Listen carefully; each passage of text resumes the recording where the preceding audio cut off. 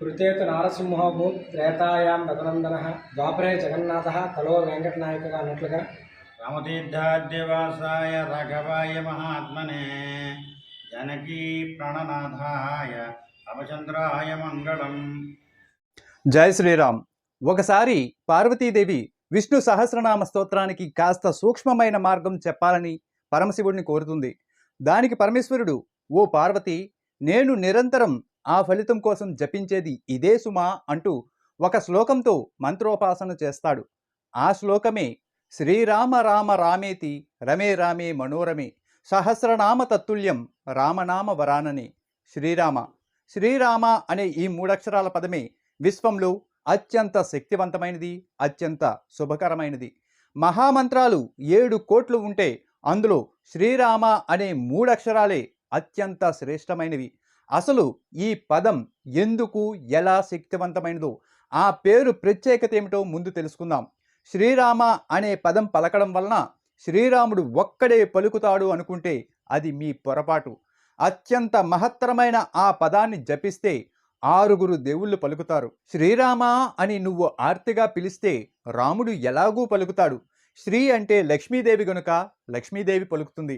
తర్వాత రాముడి పదం ఎక్కువగా ఎవరు జపిస్తుంటారో అక్కడ అందరికన్నా ఎక్కువగా ఆనందించేది, హాజరయ్యేది ఆంజనేయుడే గనక ఆంజనేయుడు పలుకుతాడు. రా అంటే విష్ణువు అని అర్థం. ఓం నమో నారాయణాయ అనే పదం నుంచి రా అనే అక్షరాన్ని తీసుకున్నారు గనక ఆయన పలుకుతాడు. మా అంటే శివుడు. ఓం నమశివాయ అనే నామం నుంచి మా అనే జీవాక్షరాన్ని తీసుకున్నారు గనక శివుడు పలుకుతాడు.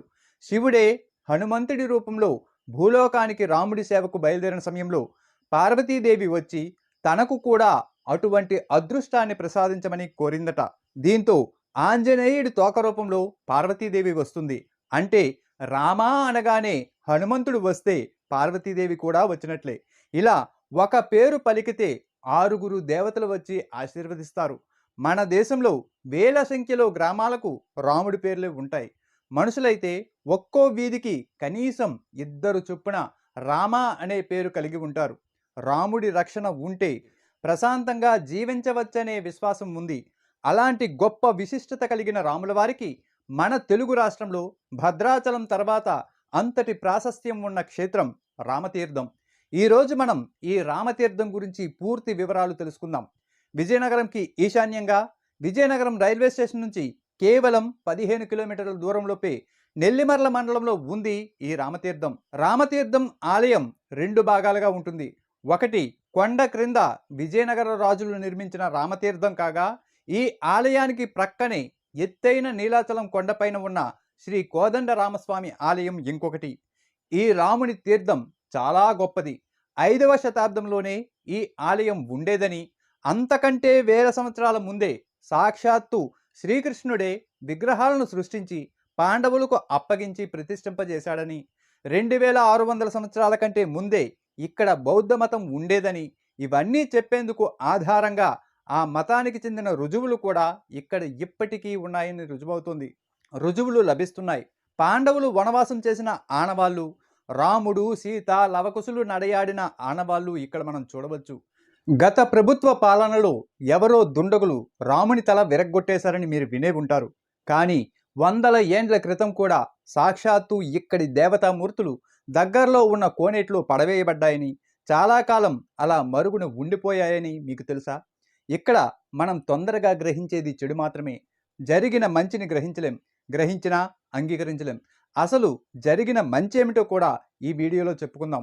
ముందుగా దిగువన ఉన్న పోషపాటి రాజవంశీయులు నిర్మించిన ఈ ఆలయంలోని విశేషాలు తెలుసుకుని ఆ తర్వాత కొండపై ఉన్న కోదండరాముని గురించి తెలుసుకుందాం.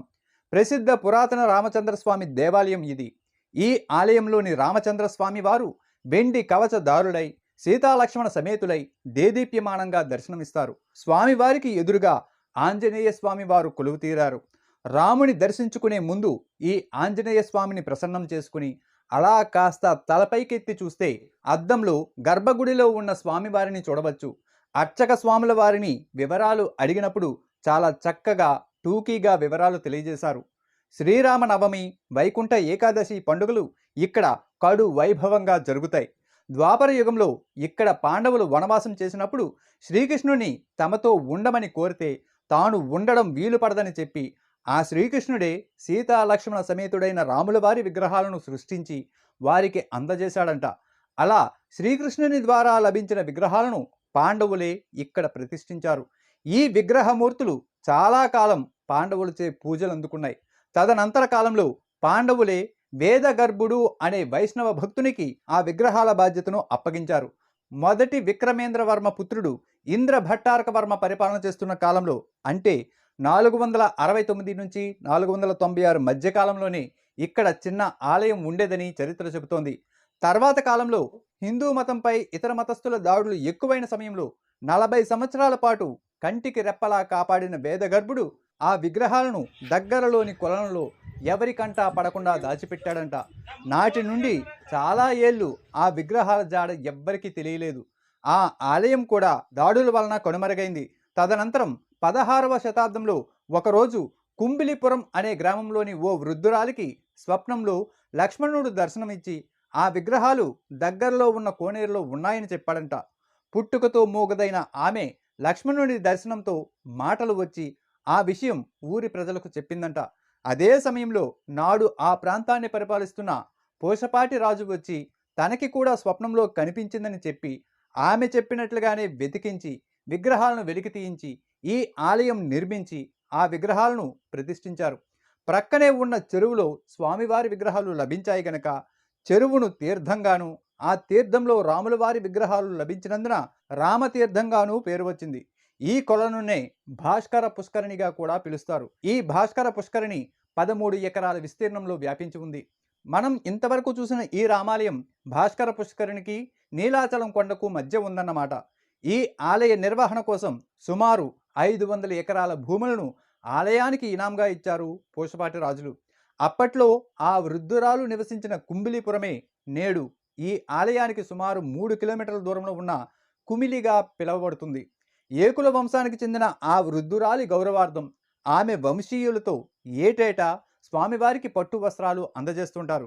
ఇది వందల ఏళ్లుగా కొనసాగుతున్న ఆచారంగా వస్తోంది. ఈ ఆలయంలో మీరు చూస్తున్న ఈ ఉత్సవమూర్తులు ఆ భగవంతుని దివ్య తేజస్సుతో అలరారుతుంటాయి. వీటిని పర్వదినాలలో గ్రామమంతా ఊరేగిస్తారు. భక్తులు తులాభారం నిర్వహించి కానుకలు సమర్పించడానికి వీలుగా త్రాసు ఇక్కడ ఉంది. అలాగే విశేషమైన పర్వదినాలలో లక్ష దీపారాధన, కోటి దీపారాధన వంటి కార్యక్రమాలు కూడా ఘనంగా నిర్వహిస్తారు. ఇక్కడ కనిపిస్తున్న ఈ యాగశాల వైఎస్ జగన్ గారి పరిపాలన కాలంలోనే చక్కగా నిర్మించబడింది.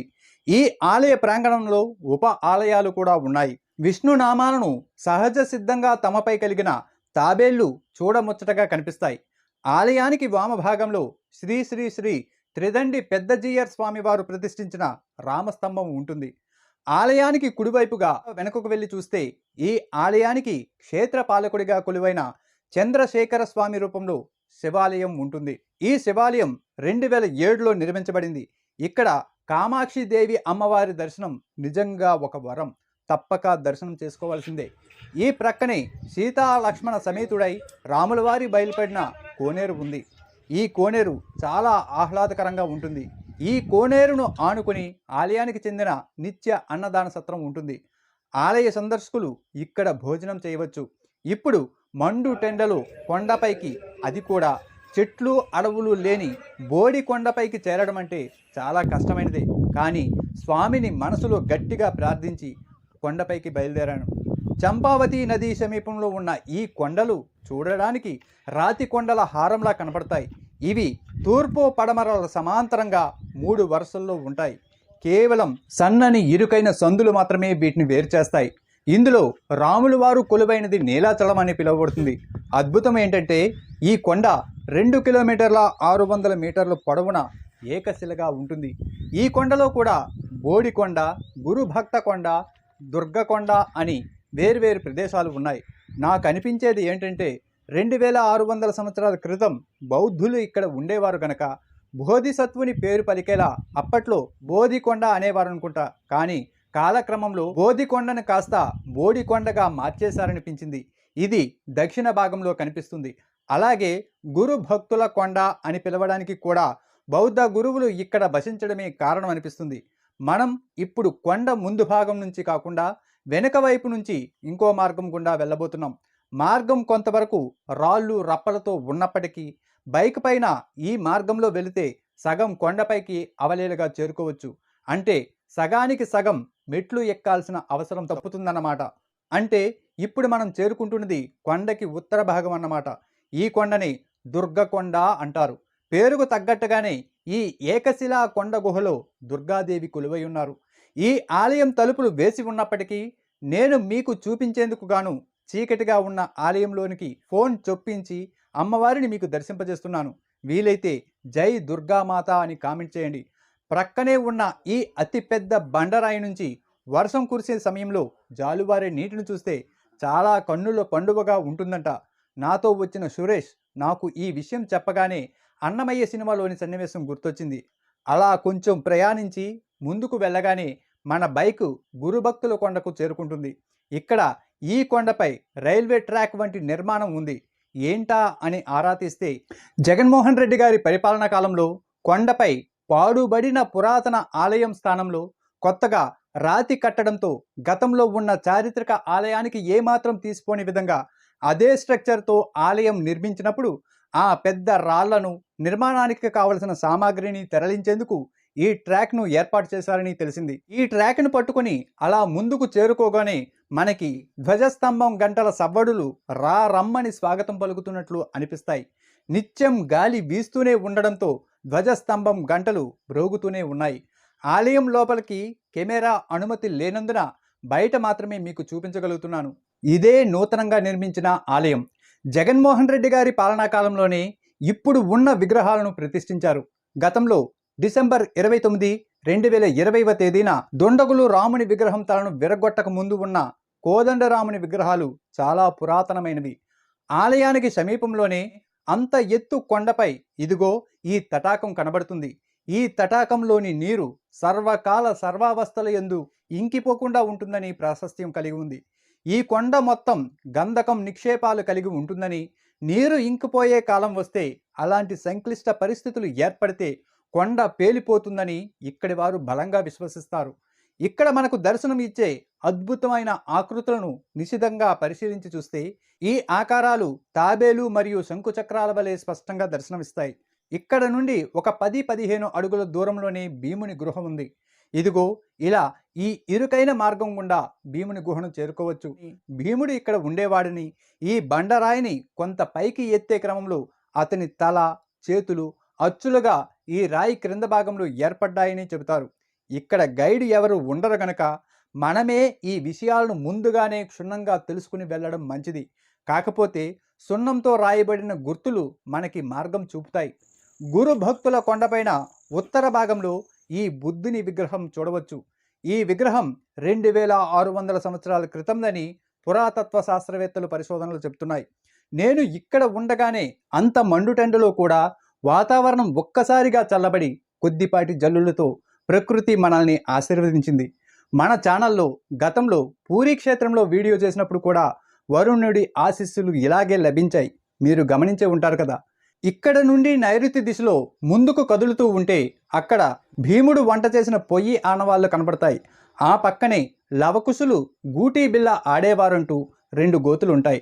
నాకు అర్థమైన దాని ప్రకారం ఈ కొండపై రాముడు కంటే సీతమ్మ తల్లి లవకుశులతో గడిపిందనడమే సమంజసమేమో. ఎందుకంటే రాముడు కూడా సీతా లవకుశులతో కలిసి ఉంటే అప్పటికే లవకుశులకి రామునికి యుద్ధం జరిగి ఉండాలి. సీతాదేవి పురుడు పోసుకున్న మంచం మరికొద్దిసేపట్లో చూడబోతున్నాం. ఈ పురిటి మంచం ఆనవాళ్ళు లవకుశులు ఆడుకునే ఆనవాళ్ళు ఉన్నాయంటే లవకుశులు అప్పటికి చిరుప్రాయంలోనే ఉన్నారని, రామునితో వారు ఆనాటికి కలిసి ఉండకపోవచ్చునని అర్థం చేసుకోవాలి. అలా మరికొంత ముందుకు వెళుతుంటే నైరుతి దిశలో పురాతన కాలంలోని ఇటుకలతో నిర్మితమై చాలా వరకు శిథిలమైన చిన్నపాటి ఆలయం కనిపిస్తుంది.